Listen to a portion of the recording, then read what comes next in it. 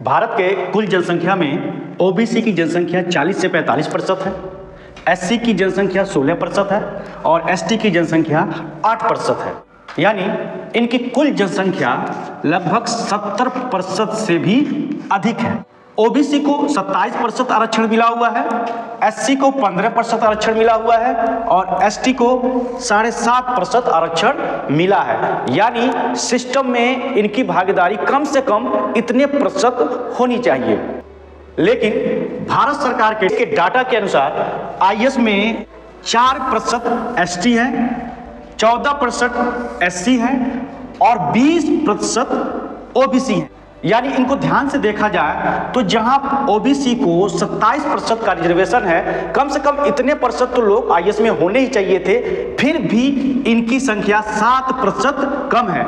यानी यूपीएससी ने रिजर्वेशन को भी फॉलो नहीं किया।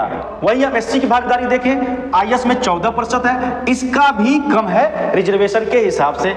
एसटी का देखें तो इसकी भी भागीदारी कम है, यानी 7.5 होना चाहिए कम, लेकिन ये 4% है। तो इस तरह देखा जाए तो आईएएस में एसटी, एससी और ओबीसी की भागीदारी बहुत ही कम है, जो कि बेहद चिंताजनक है। यानी आरक्षण के नियमों का भी पालन नहीं किया गया। वहीं आईपीएस में देखें तो एसटी 7% है, थोड़ा सा कम है, एससी 15% है, ओबीसी यहां पर भी सेम 20% है। यानी आईपीएस में भी 7% ओबीसी की भागीदारी कम है। इस तरह हम देखते हैं कि आईएएस और आईपीएस में एससी, एसटी और ओबीसी की भागीदारी रिजर्वेशन से भी कम है।